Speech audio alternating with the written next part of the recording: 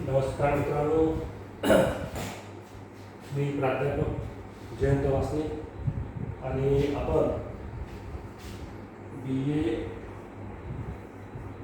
TY या वर्गाकरता पर्यावरण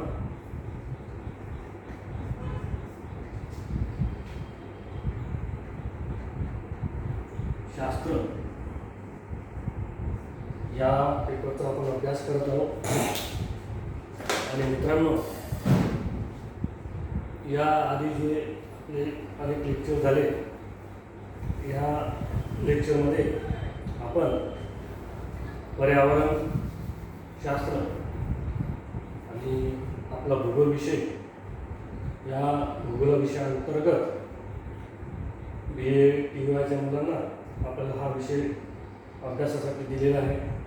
आणि याकरता आपण अनेक लेक्चर घेऊन या पर्यावरणाचे प्रस्तावना, त्यानंतर या पर्यावरणाच्या व्याख्या विविध शास्त्रज्ञांनी त्यांच्या संशोधनानंतर अभ्यासानंतर विविध पर्यावरणासंबंधीचे आपापले मत मांडलेले आहे.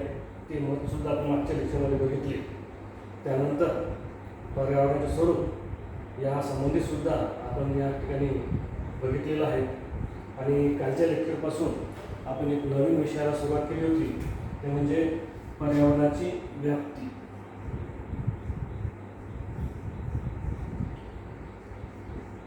हा विषय आपण सुरुवात केलेला होता.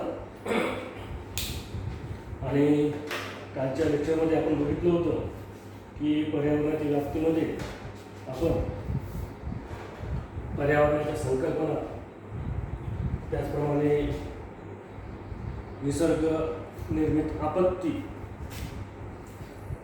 आणि मानव निर्मित आपत्ती आणि साधन संपत्ती अशा एकूण 4 पॉईंटवर आपण या ठिकाणी अभ्यास केलेला होता.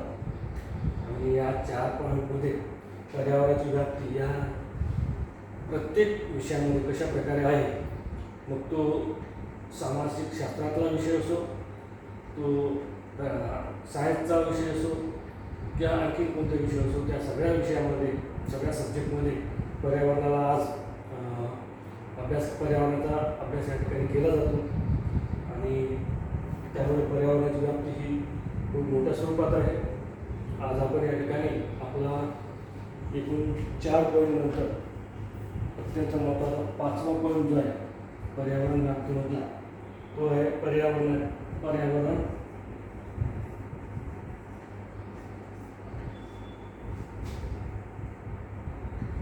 आपत्ती.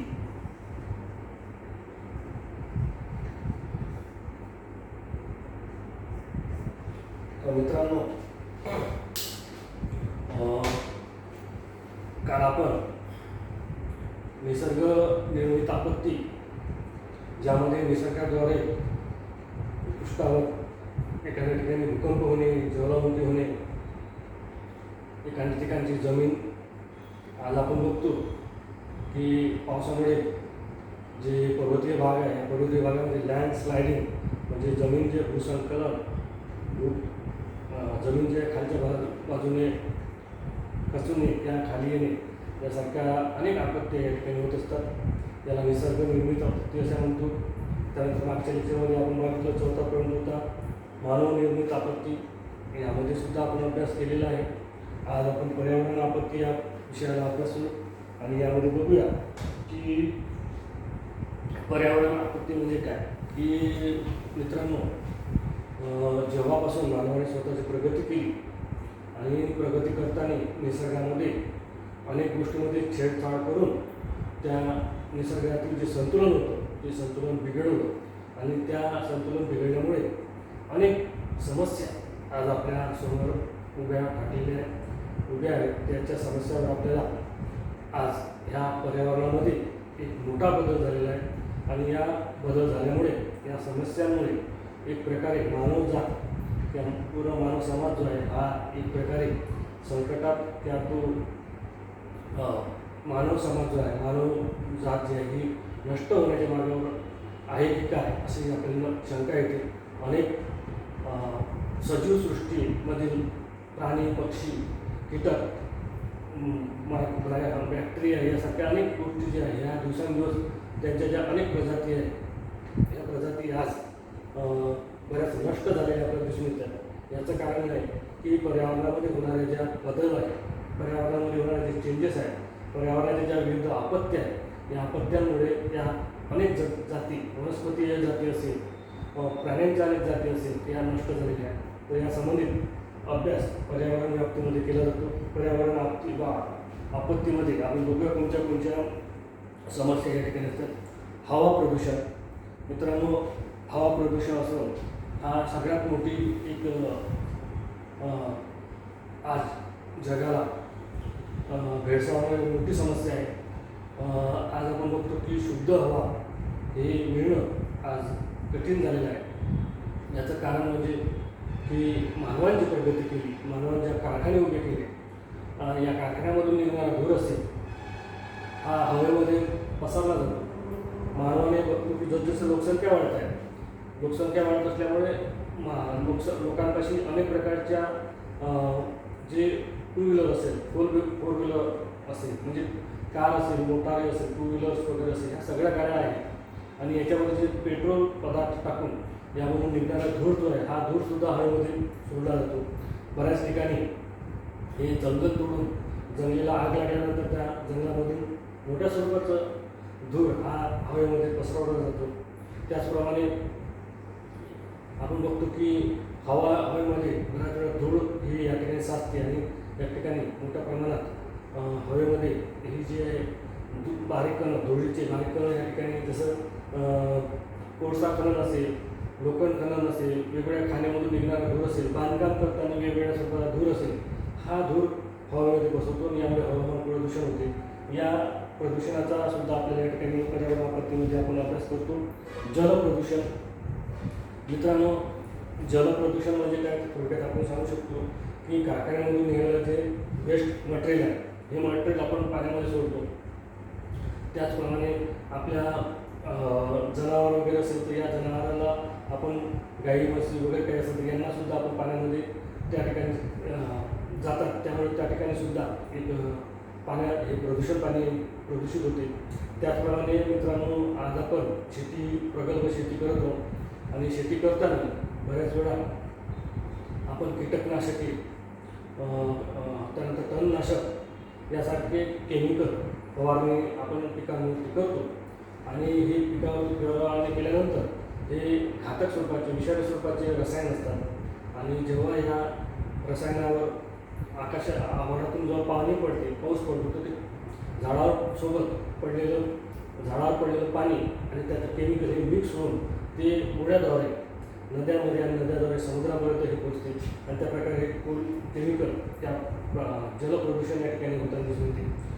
त्याचप्रमाणे आपण बघतो की मित्रांनो, धार्मिक ठिकाणी बऱ्याच वेळा तिथं आंघोळी केल्या जातात, हार वगैरे टाकले जातात. त्याचप्रमाणे अस्थि विसर्जन यासारखे कार्यक्रम केले जातात. त्याचप्रमाणे बऱ्याच वेळा त्या ठिकाणी वेगवेगळ्या स्वरूपाचे कपडे असेल, वेगवेगळ्या गोष्टी असेल त्या पाण्यामध्ये टाकल्या जातात. त्याच्यामुळे सुद्धा एक प्रदूषण निर्माण झालेलं आपल्याला दिसून येते आणि यामुळे आज आपण बघतो की पूर्ण जगामध्ये जलप्रदूषण हा मोठी समस्या आहे आणि या जलप्रदूषणाचा सुद्धा मानवी आणि सजीव सृष्टीवर मोठ्या प्रमाणात परिणाम होतो. आज बऱ्याच नद्या ह्या कोरड्या पडलेल्या दिसते. काही नद्या ह्या वेगवेगळ्या कारणाने हिरव्या किंवा वेगवेगळ्या तणामुळे किंवा झाडांमुळे व्यापलेल्या आहे, शुद्ध पाणी त्या ठिकाणी दिसत नाही. याचं कारण आहे जलप्रदूषण. याचा सुद्धा आपल्याला या ठिकाणी अभ्यास करणे आहे. ध्वनी प्रदूषण हा सुद्धा अत्यंत महत्त्वाचा अभ्यास पर्यावरण आपत्ती अंतर्गत यामध्ये केला जातो. ध्वनी प्रदूषण हा मानवाचा अत्यंत जास्त ध्वनी जर एखाद्या ठिकाणी आला तर त्यामुळे मानवात एक कानावर आणि शरीरावर पूर्ण परिणाम होते. सायकोलॉजिकल अनफिट त्या ठिकाणी मानव होऊ शकतो.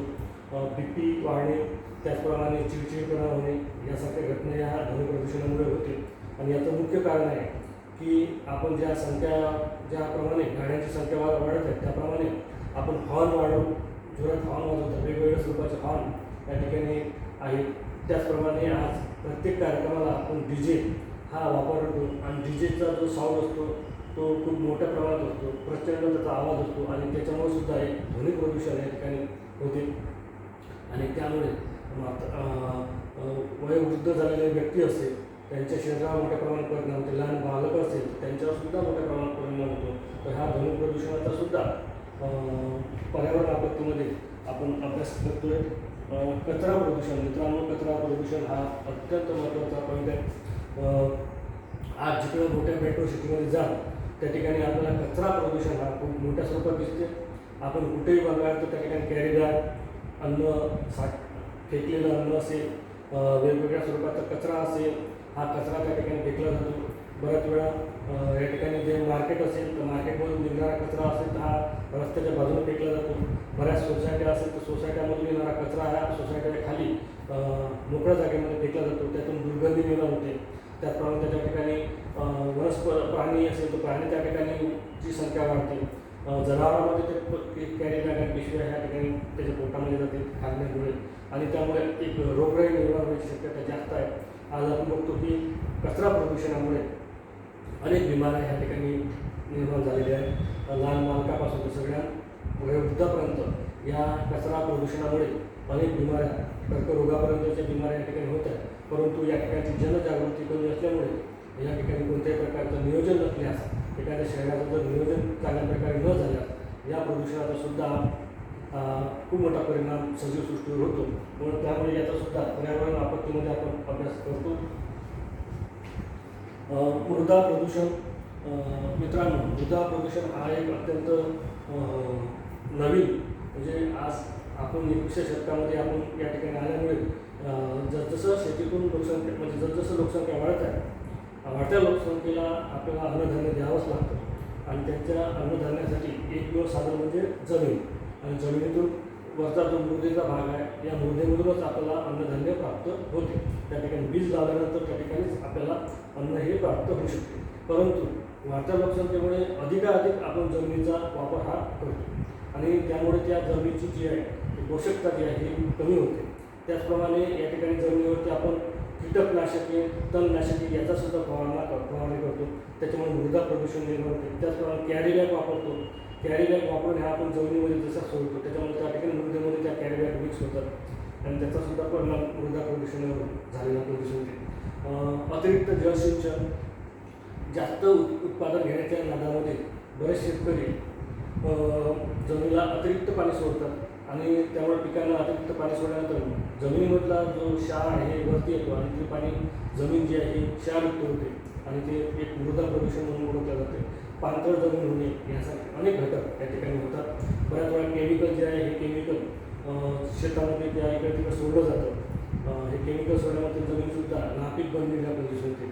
झाडं तोडली जातात, झाडं तोडल्यामुळे त्या ठिकाणी जमीन जी आहे वाढवळती होतात. बऱ्याच वेळा खनन करून वरचा मृदेचा भाग हा दुसऱ्या ठिकाणी नेला जातो आणि त्या ठिकाणी बांधकाम वगैरे केले जाते.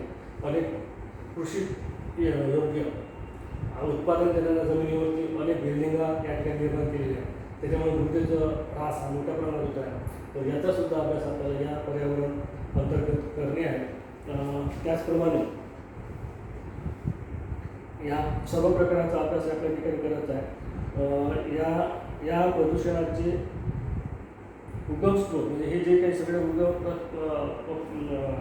प्रदूषण आहे याचा उगम स्रोत काय, म्हणजे जसं मानवाने ज्या काही संशोधन केलं त्याच्यामुळं जो काही प्रदूषण होत आहे त्याचा आपल्याला या ठिकाणी अभ्यास करायचा आहे. प्रदूषण निर्मितीचे कारणे, त्याचा परिणाम, नियंत्रण व उपाययोजना, प्रदूषण निर्माण होणार नाही यासाठी कायमचा प्रतिबंधक उपाययोजना, म्हणजे हे जे प्रदूषण आहे या प्रदूषणावरती कशा प्रकारे आपण नियोजन करता येईल या सगळ्यांचा घटकांचा अभ्यास पर्यावरण आपत्ती या अंतर्गत आपल्याला करणार आहे. यामध्ये जसजसे जे काही प्रदूषण आहे त्या प्रदूषणावर कोणत्या प्रकारचे आपण नियोजन करता येईल त्याच्यावर संबंधित आपल्याला उपाययोजना काय करता येईल. जसं मृदा प्रदूषण असेल या जल प्रदूषण असेल तर या ठिकाणी कोणत्या प्रकारचं नियोजन केलं पाहिजे, त्याच्यावर उपाययोजना कशा केल्या पाहिजे, त्याचं निराकरण कशा प्रकारे केलं आहे जेणेकरून येणारी जी पुढची पिढी आहे या पुढच्या पिढीला हे शुद्ध पाणी, शुद्ध हवा, जमीन हे सगळं मिळेल यासाठी कशाप्रकारे प्रयत्न केला गेला पाहिजे. या संबंधित पर्यावरण आपत्ती म्हणजे पर्यावरण व्याप्ती म्हणून अंतर्गत पाहतो पर्यावरण आपत्ती या पॉईंटमध्ये अभ्यास करते आणि या सगळ्यात अभ्यास केला जातो. म्हणून हा पर्यावरण आपत्ती हा अत्यंत महत्त्वाचा पॉईंट पर्यावरण व्याप्तीमध्ये आहे. हा पॉईंट या ठिकाणी आपण संपून आणि पुढच्या लेक्चरमध्ये आपण पुढचा पॉईंट बघूया. तोपर्यंत धन्यवाद. आणि मला अपेक्षित आहे की हा पॉईंट आपल्याला या ठिकाणी समजला असेल आणि तुमच्याकडे पर्यावरण आपत्ती संबंधित पुढचे परिणाम बघणार आहोत. धन्यवाद.